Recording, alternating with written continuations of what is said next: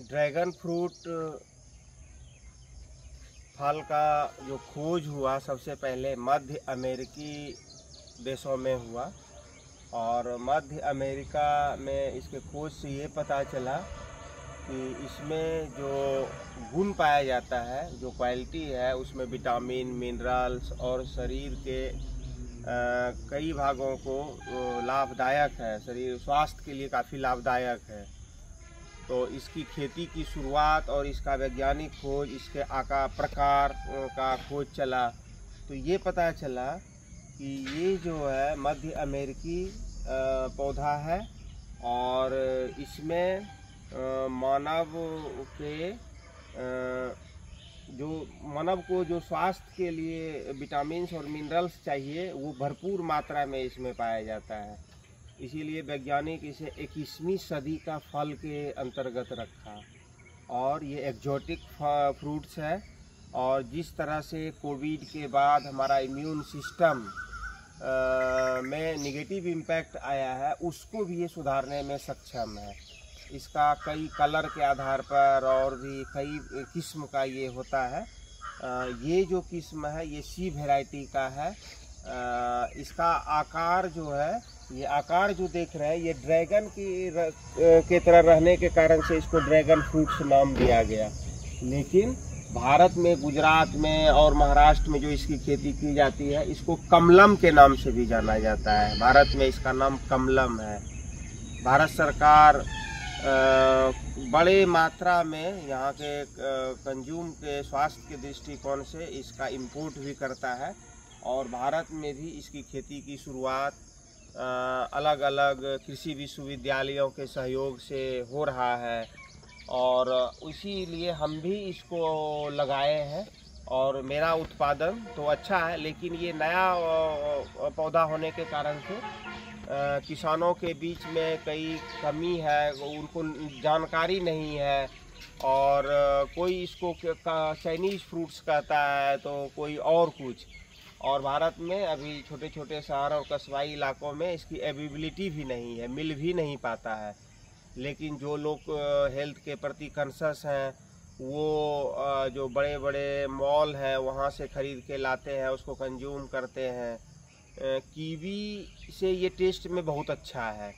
और कीवी का जो गुण है, जो जिसके लिए कंज्यूम करते हैं हम इम्यून सिस्टम को बढ़ाने के लिए, उससे ये बहुत ही अच्छा है। टेस्ट वाइज भी देखा जाए, जो सी वैरायटी है, ये ऊपर से भी पिंक कलर का होता है और अंदर से भी पिंक कलर का होता है। और इसका टेस्ट भी मीठा होता है, बच्चा भी इसको खा सकता है। और पिछले वीडियो में हम बता ही चुके हैं कि इसका उत्पादन लंबे समय के लिए होता है, लगभग 25 से 30 साल तक ये फ्रूटिंग में रहता है। फंगल प्रॉब्लम रहता है, लेकिन इसमें कई बारीक चीज़ों को भी किसान को या जो इसका पौधा लगाते हैं उसको जानना ज़रूरी है। इस पौधे में ये फ्लावर्स के बारे में बताए थे, फ्लावर्स निकला था। इस फ्लावर्स को लगभग 5 दिन के आसपास हो चुका है। तो ये ज़रूरी है कि इस फ्लावर्स का जो अपर पार्ट है उसको रिमूव किया जाए। नहीं रिमूव करने के बाद क्या होता है कि ये जो है इसमें फंगस लगने का डर रहता है और ये सड़ जाता है। और अब बहुत इजी हाथ से ही इसको आप जैसे छुइएगा तो ये लगेगा कि ये निकलने की स्थिति में है। और इसको निकाल के किसी ऐसी जगह पर रख दीजिए जहाँ पर कि कंपोस्ट या कोई और चीज़ को आप रखते हैं। इससे क्या होता है कि आपका एक कंपोस्ट भी तैयार हो जाता है। और फ्रूटिंग जो है ना, ये जून से गर्मी के समय से शुरू होता है। जैसे कि अभी देखिए संजोग ऐसा है, इस प्लांट में जहाँ आप वीडियो देख रहे हैं वहाँ 3 तरह का आपको फ्रूट्स दिखाई देगा। ये फ्रूट्स है जो कि लगभग मैच्योरिटी में है और हार्वेस्टिंग के 4 से 5 दिन में हार्वेस्टिंग में आ जाएगा। इसके ऊपर जो ये फल देख रहे हैं, जिसका कभी फ्लावर हम रिमूव किए हैं इसके ऊपर से, ये लगभग 20 से 22 दिन में ये तैयार हो जाएगा। और ये जो देख रहे हैं ये नया इसका ये फ्लावर्स इसमें आ रहा है और ये उसके बाद होगा। आप देखिए इसमें कई फ्लावर्स हैं, 1 2 3 4 5 6 7, लेकिन इसमें सारे फ्लावर्स को नहीं रहने दिया जाएगा, इसमें कुछ को रिमूव कर दिया जाएगा। अभी जो ग्रोथ में आएगा, जो ग्रोथ इसका ले लेगा, उसके बाद ये देखेंगे कि सबसे अच्छा जिसमें ग्रोथ होगा उसको रखा जाएगा और जिसमें ग्रोथ स्लो है या सूखने की स्थिति है उसको रिमूव कर दिया जाएगा। ये सब कुछ कुछ सूक्ष्म चीज़ें हैं जो कि हमको जानना होगा, सीखना होगा। दूसरा है कि इसका लंबे समय तक को इसको बनाए रखना और इसमें किस तरह का जो फ्रूट्स का आकार बड़ा हो। कई फ्रूट्स का आकार होता है जो कि 500 ग्राम 600 ग्राम तक का होता है, लेकिन शुरुआती दौर में फ्रूट्स का आकार छोटा होता है, लगभग 200, 250, 300 ग्राम का फ्रूट्स इसमें आ रहा है अभी, क्योंकि इसका अभी मैच्योरिटी लेवल जो है वो उस लेवल तक नहीं आया है।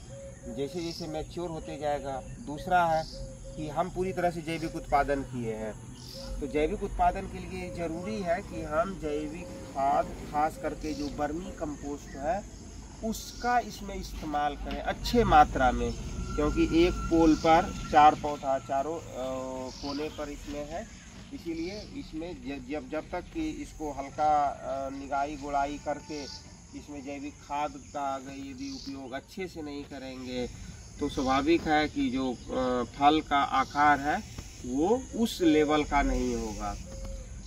तो ये तो इसका है। इसके अलावा भी हम इसको एक वीडियो इस तरह का बनाना चाहते हैं जिसमें कि इसको लगाने से लेके इसको ग्रो करने तक किस तरह से इसको ग्रो किया जाता है, ग्रो करने में और भी क्या क्या कठिनाई और परेशानी आती है इसके बारे में बताएंगे। तो देखिए एक फ्लावर्स को भी रिमूव किए और यहाँ देखिए ये दूसरा फ्लावर्स भी रिमूवल के स्थिति में है, इसको भी रिमूव करना होगा। तो रिमूव करने से क्या होगा ना कि इसमें जो कई तरह का फंगल इन्फेक्शन का डर रहता है वो खत्म हो जाता है, और यदि रिमूव ना किया जाए तो इसमें फंगल इन्फेक्शन हो सकता है, इसकी ये परेशानी रहती है। तो इसको देखना है कि हर एक 4 दिन के 5 दिन के बाद कौन कौन सा फ्लावर है जो कि अब रिमूव कर देंगे, जिससे कि फ्रूटिंग में इसमें आसानी होगी। अभी आप जितना भी प्लांट देख रहे हैं देखिए इसमें भी नए एक मैच्योर हुआ और यहाँ से फ्लावरिंग फिर से चालू हो गया। कुछ है जो हार्वेस्टिंग के लिए है, कुछ है जो 20 से 25 दिन में होगा। अभी देखिए ये फ्रूट्स भी देखिए किस स्थिति में है और कितना अच्छा इसमें कलर आ रहा है। लगभग 10 से 12 दिन में ये फ्रूट्स भी आपको तैयार हो जाएगा। इस कैनोपी पर भी देखिए किस तरह से नंबर्स ऑफ फ्रूट्स का कितना अच्छा ये सेट किया है, और ये सेट लगभग बहुत अच्छा इस बार फ्रूटिंग हुआ है, और नए भी इसमें आ रहे हैं, नए फूल आ रहे हैं। उन फूलों को भी फिर से वो ये होगा। इसमें भी आप देख सकते हैं कि इसमें भी मैच्योर जो फल है वो आना शुरू हो चुका है, मैच्योर होना शुरू हो चुका है, और कुछ नए फ्रूट्स भी आ रहे हैं नए। इसमें देखिए ये जो है स्प्राउटिंग नीचे से शुरू हुआ है, लेकिन इसको रिमूव करना है, इसको इस तरह से छोड़ना नहीं है, जो कि आपका जो पिलर तक जा रहा है उसमें 1 या 2 को ही आपको रखना है, लेकिन और को रिमूव कर देना है। तो रिमूवल के लिए आपके पास एक कटर होना चाहिए और एक निश्चित रिमूवल का तरीका होता है। और रिमूव करने से क्या होता है कि जो पहले पौधा आपका ग्रो कर रहा था वो जो है स्थिर होता है और फ्रूटिंग में सहायता मिलता है। तो इन बातों को ध्यान रखना। फिर समय समय पर जो मौसम परिवर्तन होता है, मौसम के साथ ये किस तरह का रिएक्ट करेगा, इसमें क्या क्या परेशानी आएगी, उसको ध्यान में रखना। जैसे कि कई तरह के जीव जंतु इसमें आके अटैक करते हैं, चींटी है और भी कई तरह की चीज़ें हैं। जिस तरह से देखिए इसमें जाली भी लगा दिया है, तो ये भी क्या करेगा कि ये कई समस्या उत्पन्न करेगा। इसीलिए जब भी मौका लगे और दिखे कि जाली ज़्यादा ये हो रहा है तो उसकी भी सफाई बहुत ज़रूरी है, क्योंकि पौधों में जो पौधा बोलता नहीं है, लेकिन उसका कलर, उसका बढ़ने का तरीका ये बताता है कि ये जो है अभी किस चीज़ का इसको डिमांड है। इसको देख कर ही ये पता लगाया जा सकता है कि हम किस तरह से इसको ग्रो करें जो कि इसमें किसी भी तरह का समस्या नहीं आए। आप इसका फ्रूटिंग का देखिए, इस प्लांट में देखिए एक ही में आपको देखिए यहाँ भी सेट हुआ है, यहाँ भी सेट हुआ है। ये शुरू में हुआ, फिर ये बाद में आया, और अभी देखिए ये नया इसमें फूल आना शुरू हो चुका है। आप जितना भी प्लांट देख रहे हैं उसमें सभी में देखिए, ये देखिए ये सेट हो चुका है और यहाँ देखिए ये सेट होने की प्रोसेस में है। इस पौधे में देखिए कितना नंबर ऑफ इसमें फ्लावर्स देखिए, तो आपको पता चलेगा कि इसमें जितना ये कांटा निकला हुआ है, मतलब एक एक उंगली पर है, और वो सभी में ये फ्रूट्स आज न कल इसको सेट होना है।